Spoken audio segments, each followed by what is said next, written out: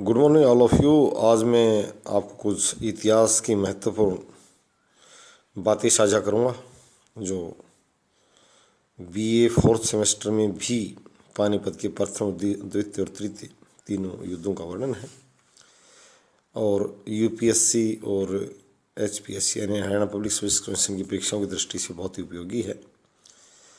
भारत में मुगल साम्राज्य का संस्थापक जहीरुद्दीन बाबर था। बाबर ने 1526 ईस्वी में पानीपत के युद्ध में जीत हासिल करके इब्राहिम लोदी को हराकर मुगल साम्राज्य की स्थापना की थी। मुगल संभवतः मंगोल से बना है और मंगोल चीन के खाना बदोश जाती थी। बाबर पिता पक्ष की ओर से तुर्क तथा माता पक्ष की ओर से मंगोल था। बाबर की माँ चंगेज़ खान मंगोल साम्राज्य संस्थापक था जो चंगेज़ खान उसके वंशज यूनुस खान की बेटी थी। तुर्की भाषा में बाबर का अर्थ बाग होता है। बहुत सोचने वाली बात है, बाग का दर्जा दिया गया था बाबर को। बाबर तैमूर वंश से संबंध रखता था। तुलगमा नामक युद्ध पद्धति का सर्वप्रथम उपयोग उज़बेकों द्वारा किया गया था। बाबरनामा बाबर की आत्मकथा है जो तुर्की भाषा में तुजुक ए बाबरी के नाम से लिखी गई। बाबरनामा का फारसी अनुवाद अब्दुल रहीम खाना द्वारा किया गया। हुमायूं शब्द का प्रयोग भाग्यशाली होता है। बाबर के आक्रमण से दिल्ली पर लोधी वंश के शासक लोधी का राज्य था। 1519 ईस्वी से 1526 ईस्वी तक बाबर ने भारत पर 5 बार आक्रमण किया। 8 जून 1494 ईस्वी को 11 वर्ष की आयु में बाबर फरगना का शासक बना। ये छोटे बच्चे उससे शिक्षा ले सकते हैं। 11 साल का शासक बनकर बैठ गया था। उस्ताद अली तथा मुस्तफ़ा बाबर की प्रसिद्ध तोपची थे। चौसा तथा बिलग्राम युद्धों में हुमायूं को पराजित करके शेर खां दिल्ली का बादशाह बना। लोधी वंश का शासक इब्राहिम लोदी घमंडी स्वभाव का शासक था। पानीपत का प्रथम युद्ध बाबर तथा इब्राहिम लोदी के बीच लड़ा गया था। पानीपत के प्रथम युद्ध में बाबर ने तुलगमा युद्ध पद्धति का प्रयोग किया। पानीपत की तीसरी लड़ाई के बाद अहमद शाह अब्दाली ने नजीब-उद-दौला को दिल्ली का उत्तराधिकारी चुना। पानीपत की तीसरी लड़ाई मराठों का तोपखाना उस समय के प्रसिद्ध तोपची इब्राहिम लोदी के हाथ में था। पानीपत की दूसरी लड़ाई 5 नवंबर 1556 ईस्वी को अकबर और हेमू के बीच लड़ी गई। हेमू आदिल शाह का सेनापति था, प्रधानमंत्री था। हेमू का पूरा नाम हेमचंद्र था तथा रेवाड़ी का निवासी था। हुमायूं का वफादार मित्र बैरम खान ने पानीपत के दूसरे युद्ध में महत्वपूर्ण भूमिका निभाई। पानीपत के प्रथम युद्ध की शुरुआत 21 अप्रैल 1526 ईस्वी को हुई। बाबर के आक्रमण के समय भारत की राजनीतिक दशा बहुत ही दयनीय थी। इब्राहिम लोदी दिल्ली का अंतिम सुल्तान था। हेमू ने मुगलों के सेनापति तरदी बेग को पराजित करके दिल्ली पर अपना अधिकार किया। हेमू ने दिल्ली जीतने के बाद विक्रमादित्य उपाधि धारण की। इब्राहिम लोदी अपने हठ व अत्याचार के कारण प्रजा में काफ़ी बदनाम था। पानीपत की दूसरी लड़ाई ने मुगल साम्राज्य को पुनर्स्थापित किया। पानीपत के द्वितीय युद्ध में बैरम खान ने असाधारण वीरता का परिचय दिया।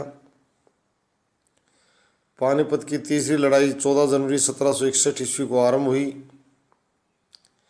अहमद शाह अब्दाली एक योग्य व अनुभवी सेनापति था। अवध के नवाब तथा रोहिलों के शासक ने पानीपत की तीसरी लड़ाई में अहमद शाह अब्दाली का साथ दिया। पानीपत के तीसरे युद्ध के फलस्वरूप पंजाब में सिख शक्ति का उदय हुआ। पानीपत के तीसरे युद्ध में मराठों के सभी सेनापतियों सहित लगभग 18,000 सैनिक मारे गए। मराठे गुरिल्ला यानी छापामारी युद्ध पद्धति में निपुण थे। पानीपत की तीसरी लड़ाई मराठा शक्ति का पूर्ण अंत हो गया।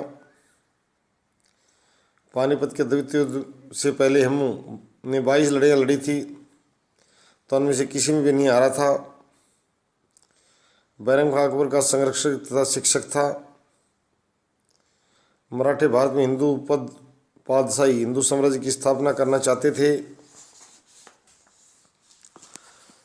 बाबर को भारत पर आक्रमण करने की प्रेरणा 111 वर्षीय गडरिया औरत से मिली।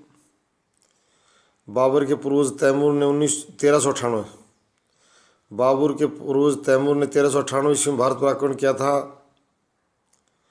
बाबर ने लगभग 25 मध्य एशिया में अपने विरोधियों के साथ संघर्ष व्यतीत किए थे। इब्राहिम लोदी 1517 ईस्वी में दिल्ली के सिंहासन पर बैठा था।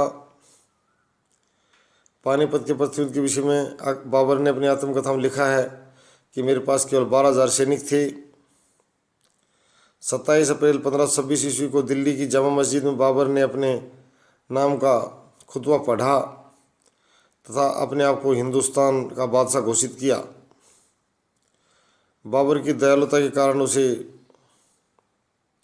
कलंदर भी कहा जाता है। बाबर ने मात्र कुछ घंटों में पानीपत की प्रथम लड़ाई को जीत लिया था। सामने वाले में ज़्यादा दम ही नहीं था। या कहते 1 लाख सैनिक थे, उसके पास 12,000 थे। इसने ज़्यादा उन्होंने लोहा ही नहीं लिया, जल्दी हार मान गए थे। कुछ घंटों में जीत गया था पानीपत का प्रथम युद्ध बाबर। डॉक्टर राधेश्याम के अनुसार पानीपत की लड़ाई के बहुत महत्वपूर्ण एवं दूरगामी परिणाम निकले। बाबर ने अपनी आत्मकथा में लिखा है बिना लोधी एक अनुभवहीन व्यक्ति था जो अपनी गतिविधियों में लापरवाह था। Doctor A.B. पांडे के अनुसार पानीपत की दूसरी लड़ाई ने बाबर की 30 वर्ष पहले की विजय कार्य को पूरा किया और तैमूरी वंश के डगमगाती हुई नींव को सुदृढ़ता और मजबूती प्रदान की। पानीपत की प्रथम लड़ाई में बाबर की जीत का श्रेय डॉक्टर अश्विनी अग्रवाल ने तोपखाने और घुड़सवार सेना के वैज्ञानिक जोड़ को दिया है। प्रसिद्ध इतिहासकार डॉक्टर R.C. त्रिपाठी ने लिखा है पानीपत की प्रथम लड़ाई में विजय ने उस महान मुगल साम्राज्य की स्थापना की जो अपने महानता, शक्ति और संस्कृति में मुस्लिम जगत में सर्वाधिक महान था।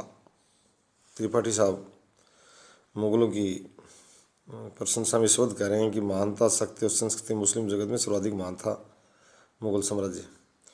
प्रसिद्ध इतिहासकार डॉक्टर H.A. फड़के के अनुसार 1526 की जीत ने हरियाणा की शताब्दियों तक मुगलों के संरक्षण भेज दिया।